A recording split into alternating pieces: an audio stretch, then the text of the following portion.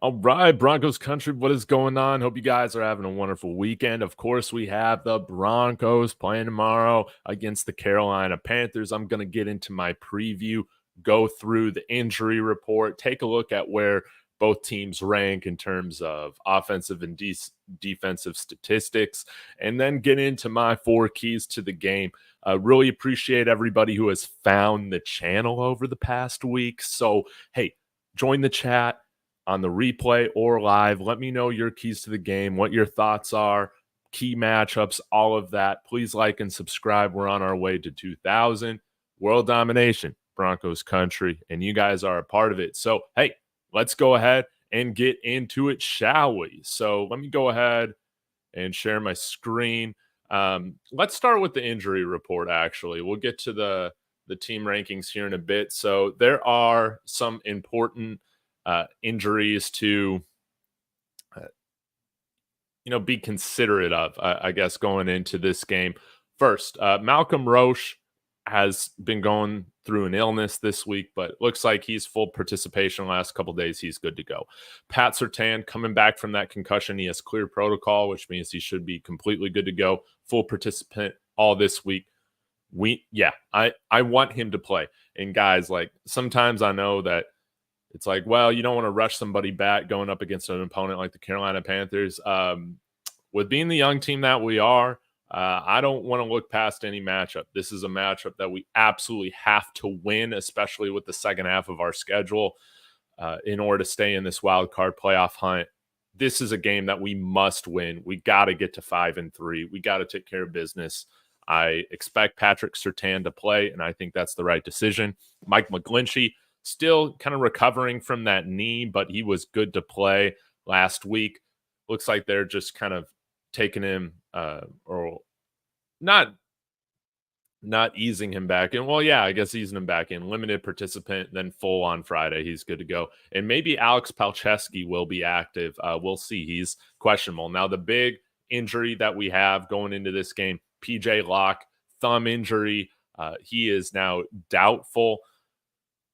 Devon Key, UDFA from Kentucky. I can't remember if he's a rookie or a second-year player. I want to say he's a second-year player. He's going to be filling in. So that's getting to one of my keys to the game, is how he's going to perform. But in terms of the Carolina Panthers, they're much more banged up. Of course, Andy Dalton going through that car accident, injured right thumb. He's doubtful.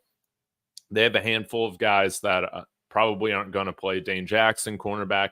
Their starting wide receiver, Deontay Johnson, rib injury. Wouldn't mind seeing him traded to Denver. Just saying. Defensive tackle, Sean Robinson out or questionable. Nick Scott, safety, out. Jonathan Brooks still working his way back from that ACL, doubtful.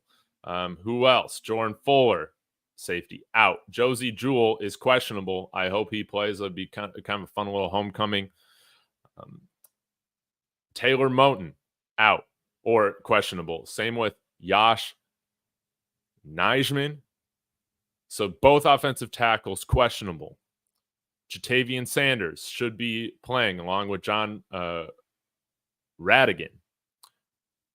Adam Thielen, out.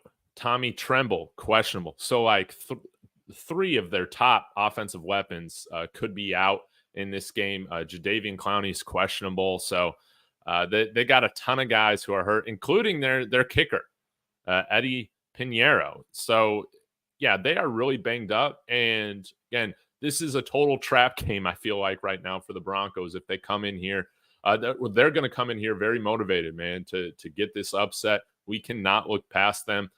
They have a terrible offense right now. Ours isn't much better, but you can see we are averaging 20.7 points per game. They're at 15.7. They have right now averaging 109 rushing yards per game. Yeah, just to make sure this is offense. They're only throwing for 172 yards passing. That's actually shockingly more than what the Broncos are averaging, 169.9 passing yards per game. We'll see which passing offense is able to get with it, but this is the big thing I think that puts this game in favor of the Denver Broncos, and that is just our incredible defense. 100 or 282 yards per game right now. And we're giving up top 3 in the league, 15.1 points per game. You see the Carolina Panthers have the worst defense in terms of points per game in the NFL, 34.7 points given up per game. And let's take a look at that yards per game as well. It's near the bottom of the NFL, 385.7. So this should be a game when you're looking at it on paper where the Broncos and Bo Nix in this offense should be able to get off to a nice start. And hopefully Bo Nix put together his best game of his young career thus far. That is my hope. I won't say that's my expectation, but my expectation is that the Broncos should have a good offensive showing against this defense, no doubt about it. We have had 10 takeaways on defense, which is great. 10 giveaways on offense, 5 interceptions, most of those coming throughout the first couple weeks of the NFL season. But the big issue for the Broncos is that all of our running backs have fumbled this year. Can we have a clean game on offense when it comes to the fumbles? That is my hope. Let's get this thing right. And then when you look at the Carolina Panthers, they're a -6 differential with the turnovers.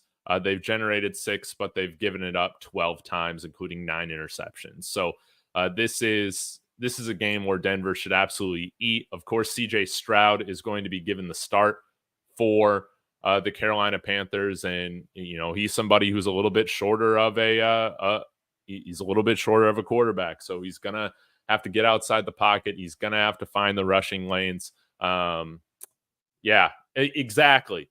Something about Evero has me cautious. Yes. This is not a game in which we should be overlooking right now. This is a game where we have to respect our opponent, even though they're coming in 1-6, even though they're kind of a joke. They're going to come in here with something to prove, and they're going to be able to play loose because they have nothing to lose. The expectation is on the Broncos to come and handle business. And guys, I mean, we've seen it. We haven't gotten off to the best starts at home. We've let some games get away from us. I think both the Steelers and the Chargers games, those are winnable games for us, and we just let them off the hook, right? More so the Steelers than the Chargers. I mean, we just didn't bring it against the Chargers, but this is going to have to be a game in which we come out and play really, really well.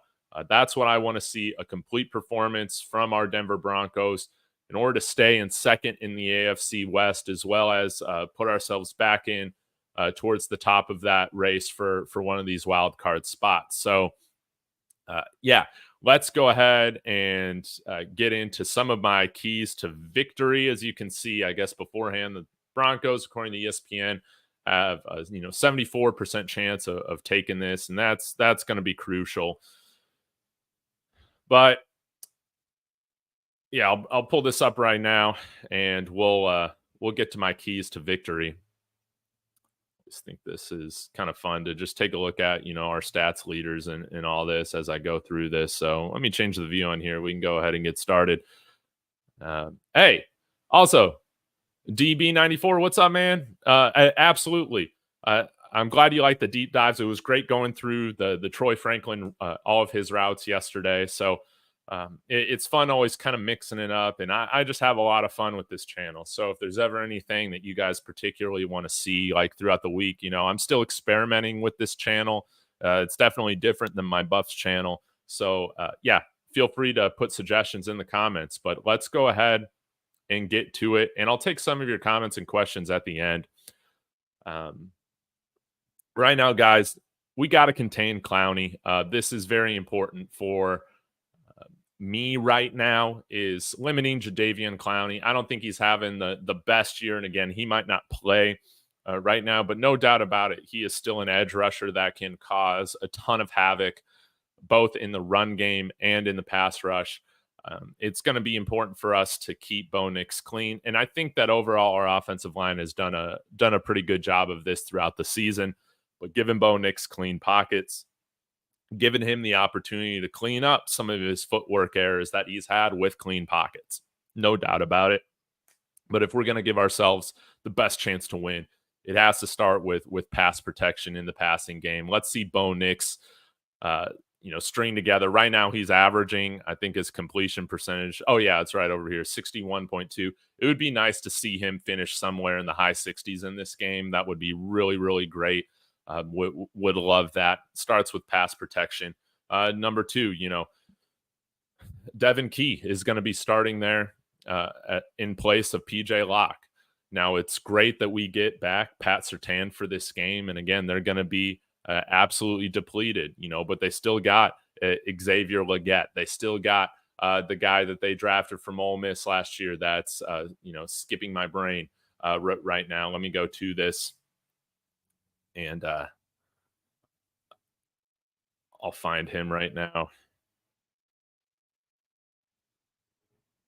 But Xavier Legette, I think he can develop into that number one wide receiver. Jonathan Mingo. These are big-bodied playmakers. Maybe not the fastest. I think Xavier Legette's got some more speed than Mingo, but these are players that can go up and win one-on-one jump balls. And might not be the best separators, but they can still make great plays, no doubt about it. I do think our secondary matches up very well with these types of wide receivers, Xavier Legette and Jonathan Mingo.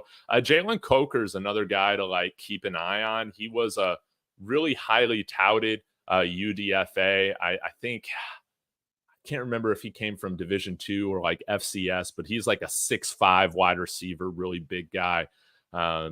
And again, they're banged up, but they still got some solid playmakers, no doubt about it. You see Xavier Legette 2 touchdowns on the year, so that's really solid. So it's going to be imperative for us to not give up big plays to Bryce Young. Devon Key is going to be a part of that. I want to see him come out and play well. You see Bryce Young has really, really struggled. I'm guessing this is probably close to the league low, if not the league low, in average yards per attempt at 4.6. That's disastrous. Completion percentage of 57. He takes sacks, 7 sacks, 0 touchdowns on the year to 3 interceptions. So again, Bryce Young's a better quarterback than this. I do believe that, I'm not the biggest fan of, making your franchise quarterback, the 5'10" guy. I'm just not. If you watch my Buffs channel, I talk about that probably a lot more. We've seen that, with Russell Wilson and Kyler Murray. Granted, he's very, very entertaining, and he's got that elite speed. I just don't know if you're ever going to see a multiple Super Bowl winner with a 5'10" quarterback. That's just kind of how I feel about it. Now, would it be interesting to see somebody like Bryce Young in Miami? Yes. But this is a dysfunctional organization. Dave Tepper, I think, is one of the worst owners already in the NFL. And, Bryce Young, he's a better player than what you've seen. I do believe that. But this is a matchup to where our pass rush should absolutely dominate.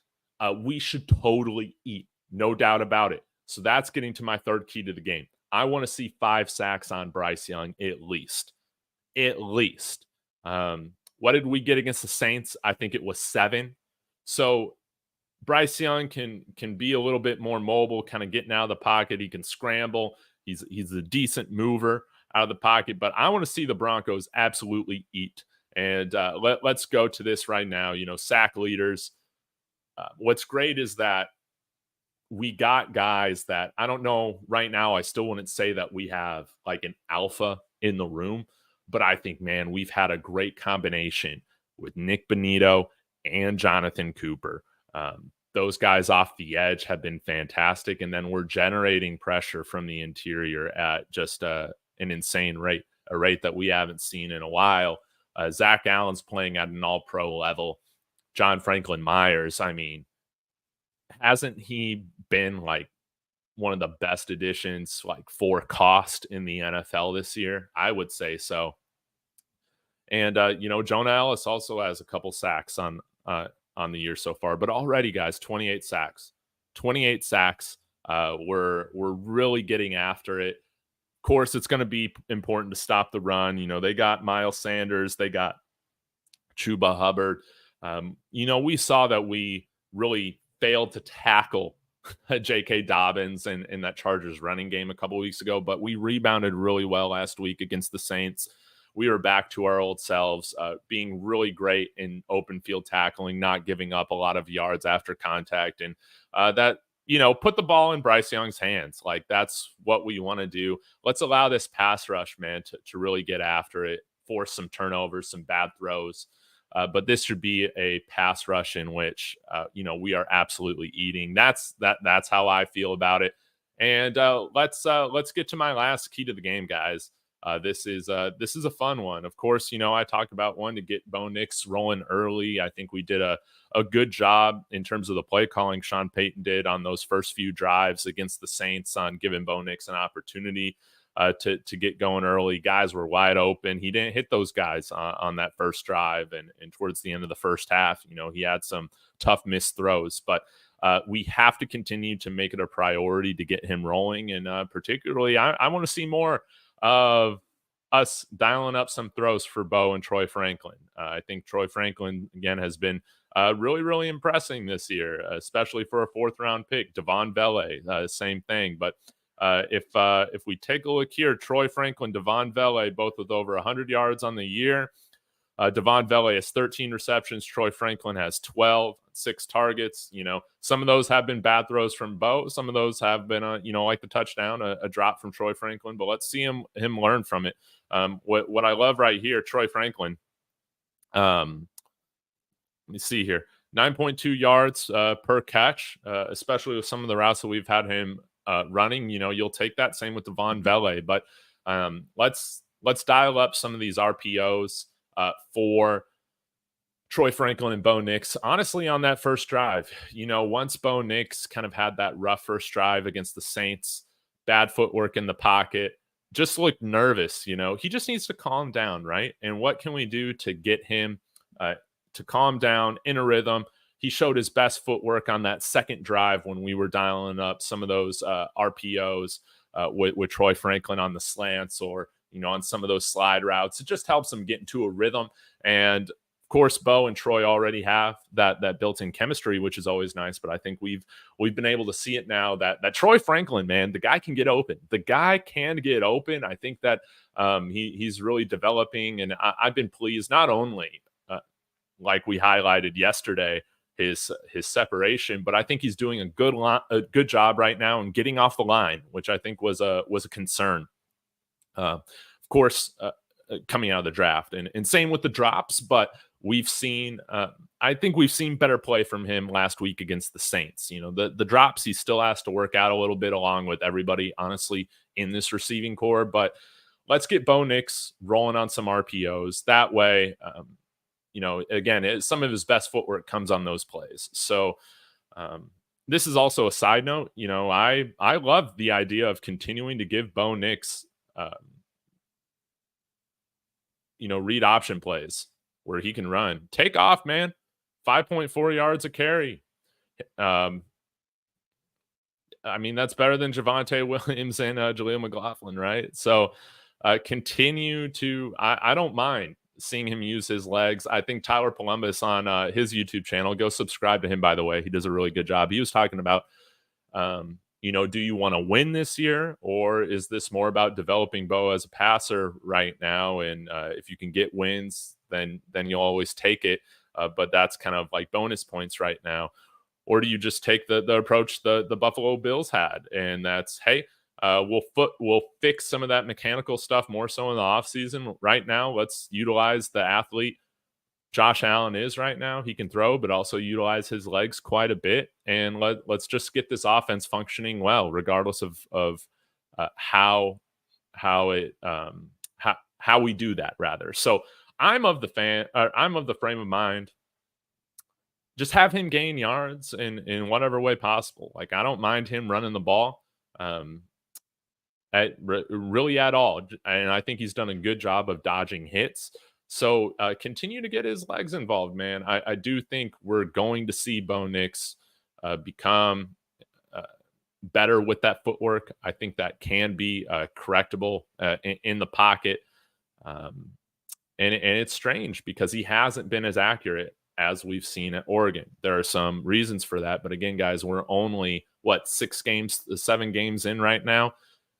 If this is how things are starting to look like week 17, my level of concern is going to be higher. But right now, man, just do the things to get him comfortable, to get him confident in that first half. That is what's really important. But while the Tim Tebow games, they're entertaining at the end, you don't want to see this as a recurring pattern, into year 2, man. We got to see Bo Nix continue to develop. And I think him and Troy Franklin, let's lean into that a little bit, along with trading for a weapon to help us out, right, guys? So y'all be sure to smash that like. I really appreciate it, guys. But those were my 4 keys to victory. Let me know your thoughts in the comments. Again, contain Clowney in this pass rush. Devon Key must step up. We can't allow Bryce Young to own us through the air. No way. 4 whatever yards per attempt.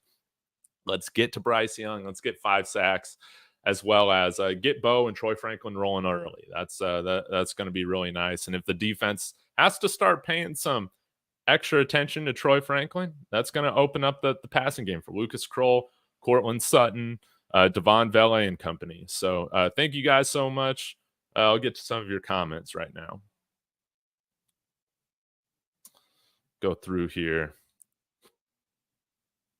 Man, you guys are great.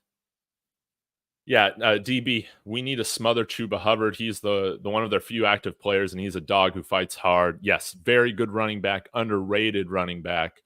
They got a nice 1-2 punch right now with Miles Sanders, and they will when Jonathan Brooks, they'll have 3 really solid running backs when he's back. Man, I would love to get Deontay Johnson. When you see the price of these awesome wide receivers going for like day 3 picks, it's driving me crazy, man. I just trade for somebody. Just trade for somebody. Like, it's a day 3 pick. I can understand like the hesitancy to want to trade a day 2 pick for like one of these guys. Like, I can totally understand it. I think we can all agree, like a day 3 pick for some of these guys, like, man, it sucks to see the Chiefs get DeAndre Hopkins, man, for like a 4th, 5th round pick, whatever it was, man. Yeah, this better be a dominant defensive game. How many pick sixes, sacks, interceptions? Well, yeah, it would be great to get 5 sacks, 2 interceptions, another pick 6 from Pat Surtain. How about one from Jaquan McMillan and or Riley Moss? Riley Moss getting his first pick 6 would be great. Jaquan McMillan is due for a pick 6, I believe. So yeah, he hasn't had one this year. So man, let's get it. But Bryce Young, this man throws interceptions more than touchdowns. So we got to be locked in, man. We really do got to be locked in.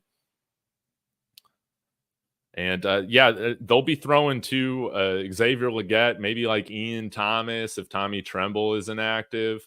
I think they got one more tight end. I'm trying to remember his name that they drafted maybe a couple years ago. But Xavier Legette, I'm guessing they're going to be trying to target a lot. And the tough thing is that he's probably going to see a lot of Pat Surtain and Riley Moss. And I think definitely our cornerbacks, we do very, very well against those traditional big time number 1 X wide receivers, big body guys like Xavier Legette. Bo Weaver saying, Bo, 400 all-purpose yards, Broncos win 34-9. Wow. Man, I would love this. I think this game needs to go more along the game, like how the Raiders went a few weeks ago. This needs to be a domination. We know our defense is going to bring it, man. And we need our offense to hold up their end of the bargain for how many years now? Gratefully, I think there's some really interesting pieces that have me intrigued that we're going to get over the hump this year. Like, can this offense just get to like a productivity level of being like league average in the NFL with a defense like this? That's all you need to win most of your games. It's almost kind of like the Pittsburgh Steelers in a sense, where it's like they're like a cheat code. As long as they don't have like the worst quarterback play in the NFL or like the 31st, 32nd, 30th, ranked quarterback playing the NFL, they're going to win the majority of their games. And this defense kind of puts us in a position to do that. And yeah, can we just get to league average? Let's go. D-Rod predicting strap down Moss, getting 1 interception, 4 pass breakups, man. Hey, and if they're trailing a lot, they're going to be throwing the ball around. So that would be awesome to see, man. And a guy to keep an eye out for, we saw a little bit of Quan Alexander in there on the first few drives against the Saints. Cool homecoming for him. And, Lucas Kroll was a Saint too. But I wonder if we'll see more Quan Alexander this week. They kind of worked him into the rotation along with Cody Barton and Justin Strnad last week. But I think maybe he had somewhere between 10 and 15 snaps. That's going to be interesting to pay attention to if his snap count's going to go up. If Quan Alexander can, get back to that form or somewhat of that form before his injury, I think that is wonderful. And we've already had great linebacker play, so that it's going to be great to have the depth. The Patient, 1991. I really hope Bo can have a game that can quiet down the haters. He's got it in him. He's just got to put it together. Then I think he will start rolling pretty much every game. Yes. And I do wonder, still how much is it because of the speed of the NFL, him getting used to that. Again, one story that I might have told maybe a month or two ago was my wife watches probably more college football with me than the NFL. But about a couple months ago, I was going through watching the All-22 on the Broncos game. Maybe it was against the Steelers. And she was like, wow. She's like, why are you watching this, sped up? And I was like, it is not sped up. She's like, no way. These guys are moving super fast. And I said, yeah, it's a totally different level than college. That was pretty cool for me to see and for her to see as well, just how different and fast the game moves. And so I think sometimes that can be a little bit forgotten how much quicker these guys move. And I think because of that, man, he's still showing some nervousness in the pocket, but we've seen good footwork from Bo Nix. I think a lot of this stuff is just mental, that he's just got to correct. And when he starts getting more comfortable out there, I think his footwork will fall in line. Just a little bit of happy feet, but I think he can get there. And I think I do like the idea of just making sure, use his legs. There's nothing wrong with that. Get to 2nd and 5, guys. Get to 2nd and 5 instead of being on 2nd and 10. There's nothing wrong with that. And just run whatever can gain yards and get him feeling good about, making a positive impact on this offense. Oh, yeah, we also got Baron Browning back. 2.5 sack return. Won't be surprised if we hit the double digits in sacks. Wouldn't that be phenomenal? We had 7 against the Jets. I think we had 7 against the Saints. That's elite stuff. Let's continue to build on that. But yeah, Bo's got to get better with the footwork, ball placement, hitting open targets. Yes. And when I was going through his All-22 film, what's encouraging to me is that even though there's been a lot of inconsistencies with the throws, what's really good is that I think we've seen his decision-making really get better and better. Now, the throws haven't always lined up with that, right, in terms of how accurate they are. But there hasn't been these throws, Bo throwing red zone picks. That hasn't been a thing. Now, as we've gotten farther into the year, thrown into triple coverage, I think overall, he's making good reads. Again, I don't necessarily know the progressions, but from what I see, I feel like he's making good decisions. Now, I think our friends at Let's Talk Broncos have brought this up. There's still some concepts that he needs to read better, particularly the mesh concept. He has still been slow on reading that out. And you can go to Let's Talk Broncos to see a breakdown of that a little bit more. But I think the more comfortable he gets, the game slowing down from him, I think you will see him do that because I think he's a mentally tough guy. Like he's a mentally resilient guy, and I think that is what gives me confidence that he can overcome this and correct this stuff. Because man, he's not a snowflake. He's not going to be Paxton Lynch crying on the sidelines. Woe is me, anything like that. He handles himself like a professional. How many points for Bo, you think? Well, I don't know about fantasy points. I don't know what you're asking, but man, wouldn't it be great to see him put together, 3 or 4 touchdowns this game, passing? I would really love to see us get some more confidence in the passing game. Of course, the priority needs to be to win. And so while it needs to be imperative for us to get him into a throwing rhythm early in the game, we can't get away from the run. Like, no doubt about it. Like, let's see our running backs like hold on to the ball for a game. But it would be really great to see Bo Nix, throw for 3 or 4 touchdowns and have that completion percentage closer to 70% rather than 60%. I think that would be really great. Man, yeah, Zach Allen could totally break out this week. He's been an absolute menace. And again, I love the Vance Joseph redemption arc. I love it. I love the style of defense that he plays. And I think these guys are loving what he's doing. So I love what we got going on. It's always good to see a CU guy do well. And I hope he doesn't leave. I hope he doesn't leave this year. Yeah, absolutely. It's always a lot of fun getting on here talking Broncos. Be sure to smash that like and subscribe to David Talks Broncos. We're on our way to 2,000 guys. So it's my goal to hit that 2,000 mark here by probably by sometime in November. That would be great. So it would really mean a lot. Fahim, I think we should keep what we got right now. My only worry is tight end position, but I love Lucas Kroll. Man, yeah, it's been great to see Lucas Kroll. I think he's had some decent blocks. Not the best blocker, but I think he's been serviceable for us, as well as getting downfield and catching the ball. Like he's been great. Nice to see him, get some action against the Saints last week. But I think ideally Lucas Kroll is kind of your tight end too. It would be great to bring in David Njoku. I covered that in a video, I think on Wednesday, because you guys were all like, man, forget Cooper Kupp, go after David Njoku, which I think if, in a vacuum, I would prefer David Njoku as well. But his contract is a little bit more difficult to trade for because I think Cleveland would be on the hook for a ton of dead money if they traded him. Similarly, like we would be if we had traded Russell Wilson in a way. I think maybe we would have had less dead money, but there was still a ton of dead money on there. I don't know. But we need a difference maker at the tight end position.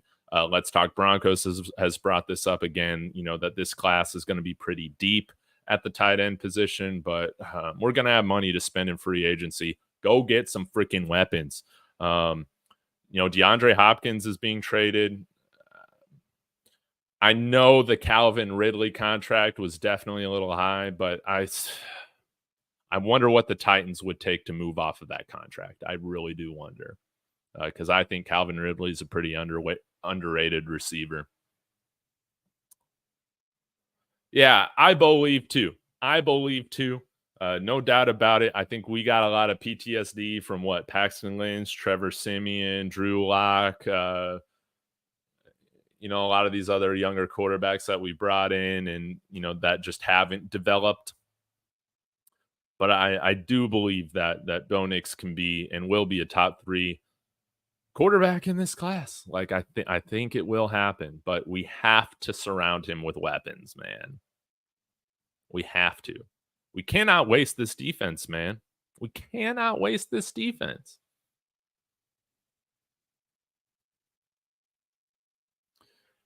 I was watching a Panthers podcast last night, and they all think Bo Nix is going to line them up. Wow. Oh, man. It's going to be interesting to see what the Panthers do after this year. Maybe David Tepper won't meddle, with Canales, with who they draft this next year.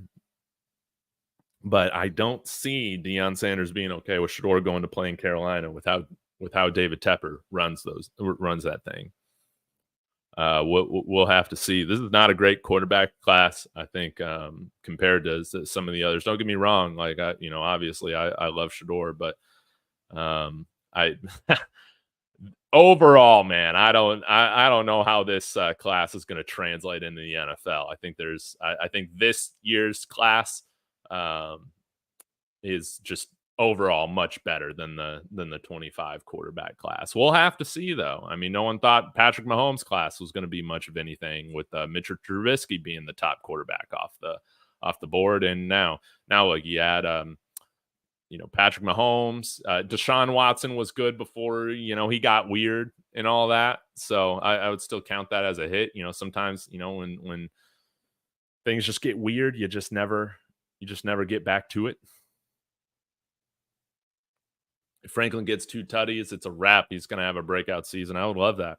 Yeah, right now he's on pace to do about what Marvin Mims did in his rookie season last year. But I don't know if you guys feel this way, guys. I'm just much more confident right now in Troy Franklin with what I've seen than really what I've seen with Marvin Mims, so far. I think that right now Marvin Mims just needs to stay as that punt return guy.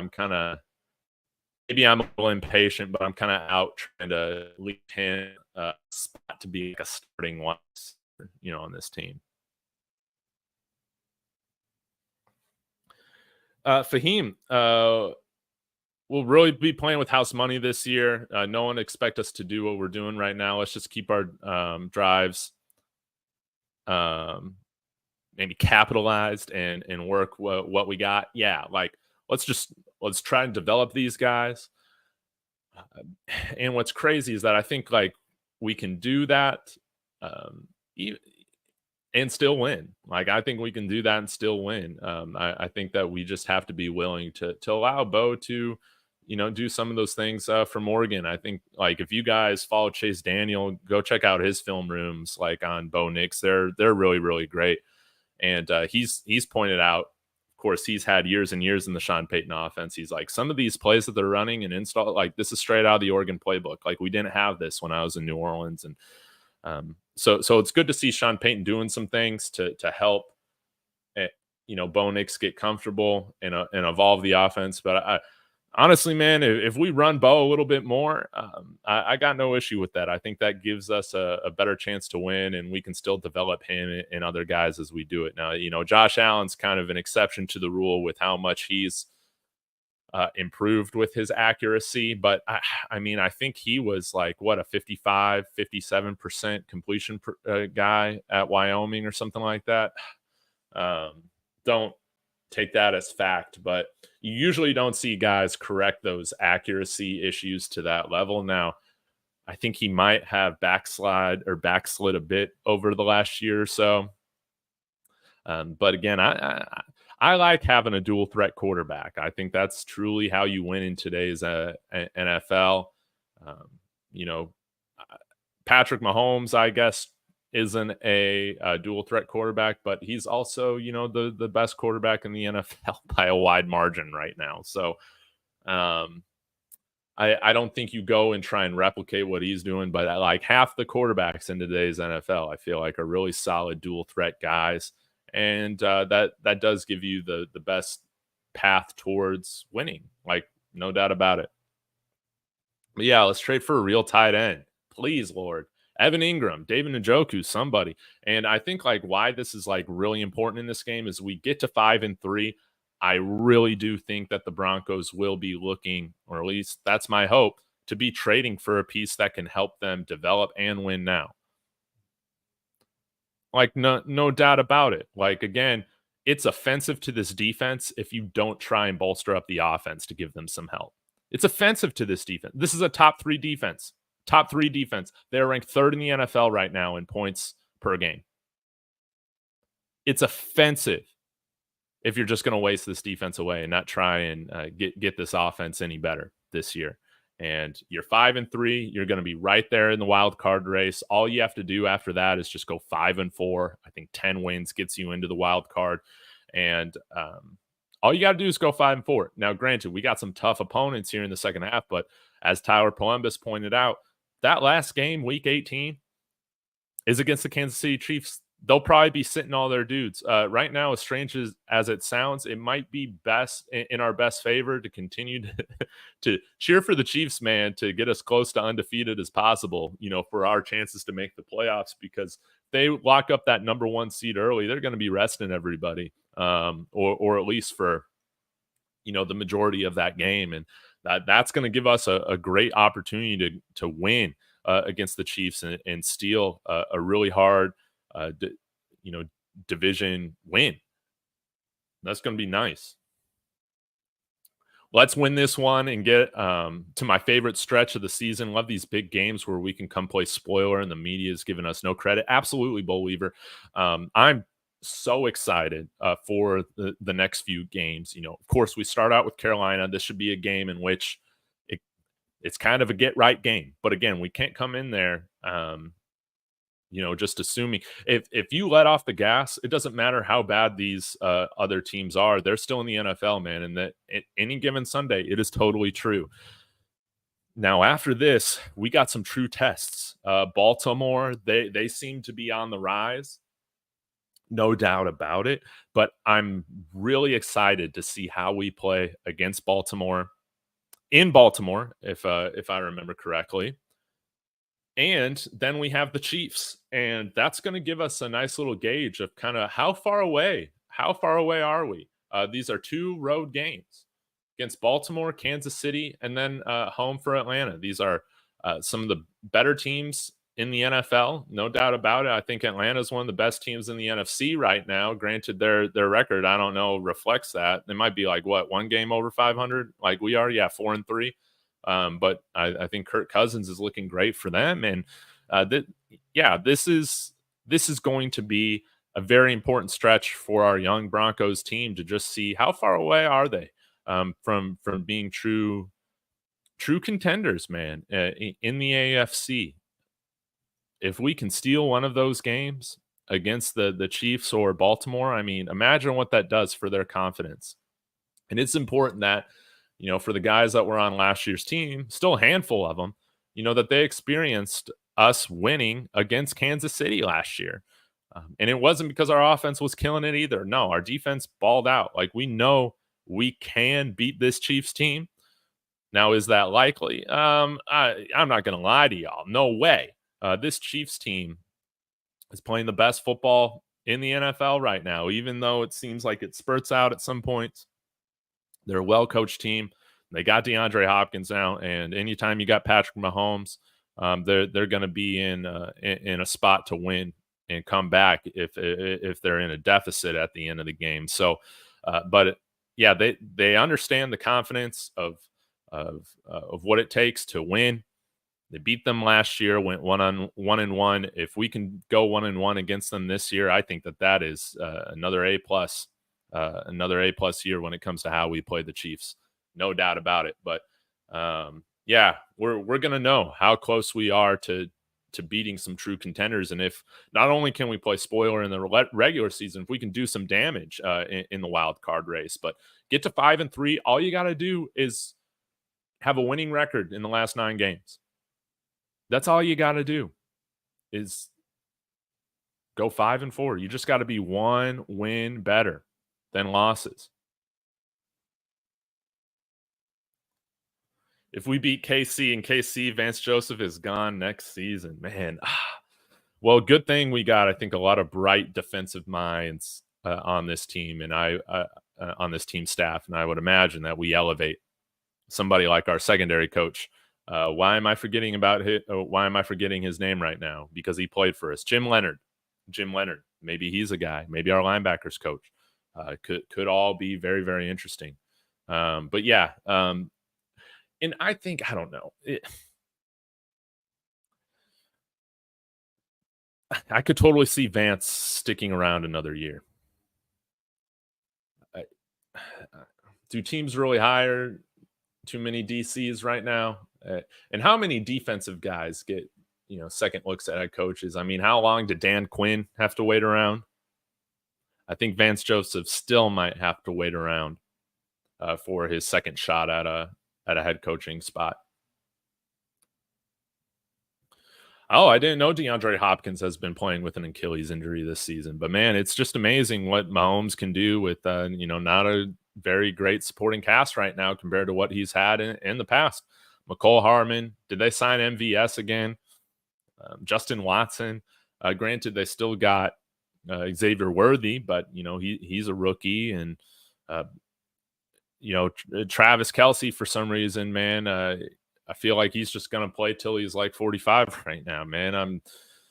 I know he's not the same Travis Kelce maybe 6 years ago he was, but he's still very, very good tight end. And it's crazy to me how open he can still get with the Chiefs, man. It blows my mind how open he is able to get. Really think we can beat Kansas City and Ravens. They haven't really played no defensive line like our front line. Got to feel Bo Nix. Got a feeling Bo Nix is going to have a great time against both. He's becoming a big problem in a good way. Yeah, and again, that's why I got no issue with us running him more and doing maybe some different designed rollouts and true like RPO options to where he's got the ability to hand off, roll out, scramble, and or throw the ball. Let's continue. I loved how Sean Payton has been using Marvin Mims in motion, how he's used Troy Franklin in motion. Let's continue to incorporate more motion. Let's give Bo Nix as many keys as possible before snapping that ball on what they're going to try and do defensively. Yeah, Jim Leonard would be great, man. I think he'd be great. And again, this is why I like Sean Payton, guys. This is why I like Sean Payton. Again, I'm not saying Sean Payton is a perfect coach. I'm not saying he's Bill Belichick, but he is so much more competent than what we have had here over the last decade, pretty much, or close to a decade. And he's got an eye for what it takes to win. He has strategies and philosophies that are proven. You see, like he has a vision for how things need to work, even outside of the playbook, right? Not only with hiring coaching staff, but hiring training staff, guys.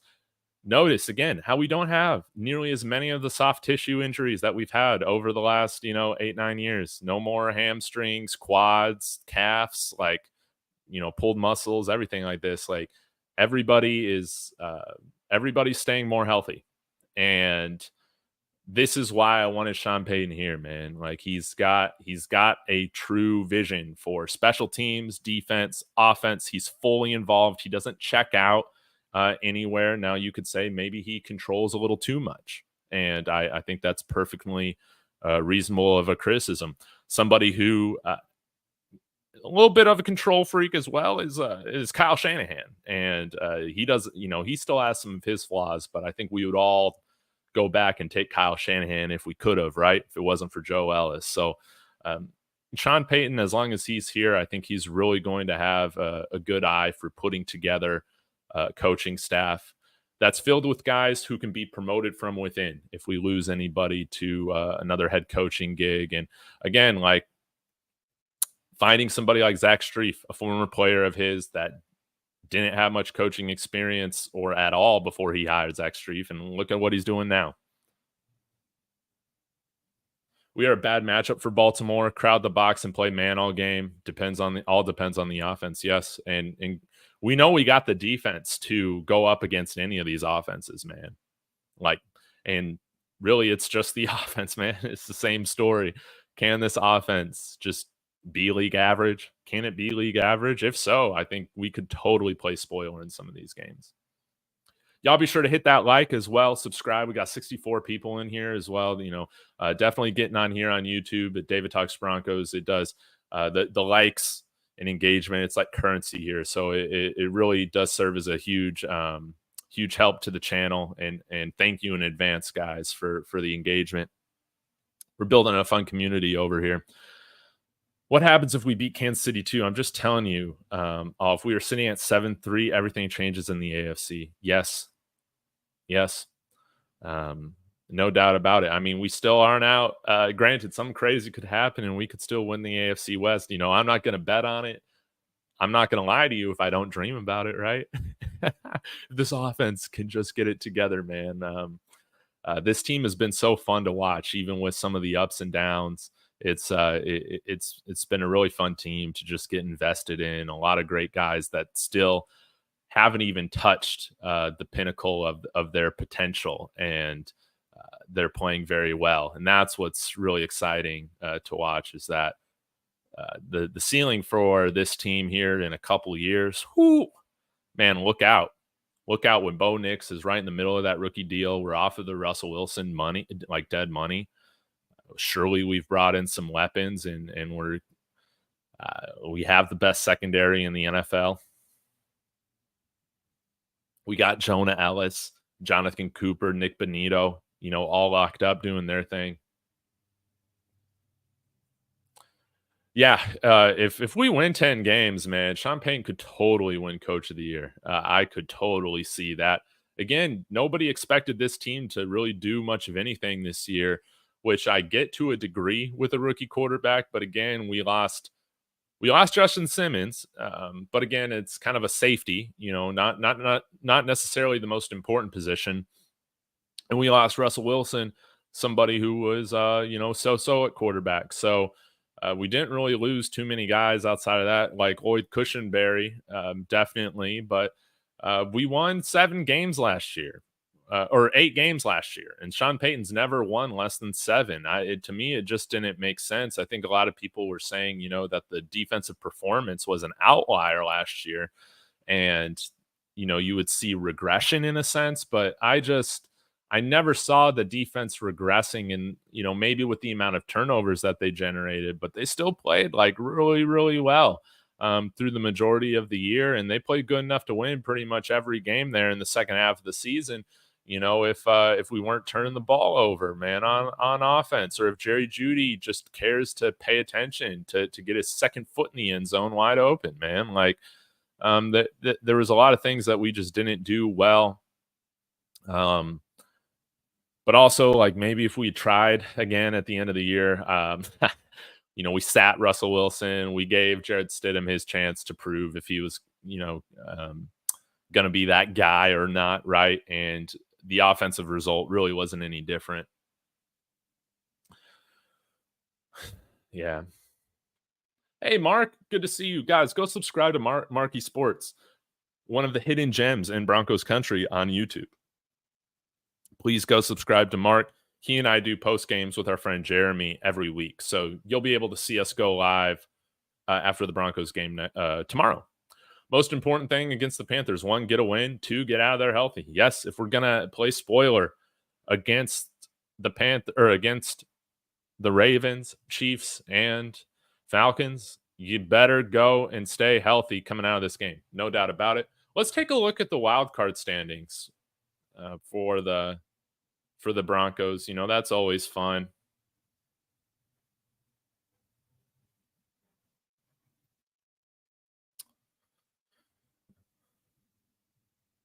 Right now,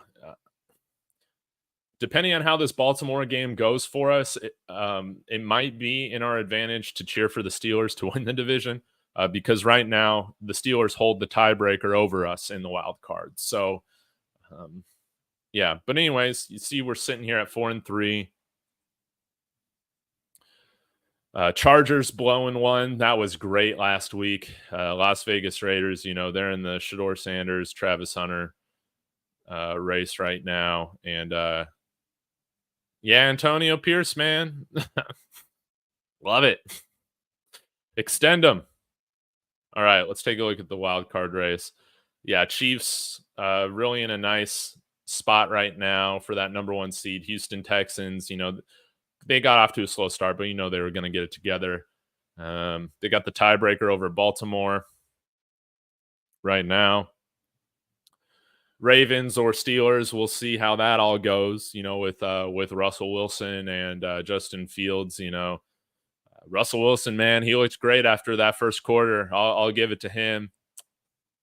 Buffalo, 5-2. I think they're easily going to win the AFC East right now. Miami, they're a mess. Jets are a mess. Patriots, yeah, they're out of that conversation. But then when we get to the wild card, this is where things get interesting. Right now, we hold that last wild card spot. Now the Chargers right now hold the tiebreaker over us, right? Um, is it head to head and then divisional record or AFC record? I forget. But right now we do have a game over them because they already hit their bye week. Indianapolis, we play them this year, so going to be important for us to beat them. And I think they're totally a beatable team, whether it's Joe Flacco or Anthony Richardson. Like, all we got to do is stop that run game, man. And I feel very, very good about our opportunity to win. The Bengals, they're kind of getting back into it. We'll see. The Miami Dolphins, I guess they're not out of it along with the Raiders and Jets, but really I'm not too threatened about Miami, Las Vegas, or the Jets and Jags at all. I think with how bad the AFC has been this year, I think we really do control our own destiny right now, in a reasonable way. Again, I think 10 wins gets us into the playoffs. I really do think so. And we got a lot of these teams that we'll be fighting against for a wild card spot. I do think that we can go and beat them. Again, Las Vegas, I feel like, is kind of out of the race, but that's going to be important for us to beat them in Vegas. Cleveland, you could see Cleveland play better, man, now that they have made arguably a quarterback upgrade with Jameis Winston starting in place of Deshaun Watson now moving forward. They could be a better team, honestly, a more complimentary team. But regardless, they're still a team that we should go and beat. Sean Payton knows all of Jameis Winston's weaknesses, so that's something to keep in mind. And I'm very thankful that we get both Cleveland and Indianapolis at home. I feel like we never played the Colts well on the road. That's a game where we need to win. Chargers, we should beat. It's like a home game for us on the road. Let's be a better tackling team. And I love the fact that we got like a week 14 bye. Like, that comes so late. That's great. Cincinnati, this should be a game that we beat with that porous Cincinnati Bengals offensive line. And then Kansas City, again, if they lock up the number one before week 18, that bodes really well in our favor. So I really do feel like we can control our own destiny. But again, we can't look too far ahead. This team can't. We have to take care of business against Carolina. If we get upset by Carolina, then all of a sudden, man, we have to get some upsets here. We have to get some upsets. We really have to start playing better than what our baseline is at. And I think, like, if we continue to just play at the level that we're playing at, I think we can, including this week, I think we can finish out 6-4. If we lose to Carolina, man, things get murkier, no doubt about it. So we got to go handle business. No doubt about it.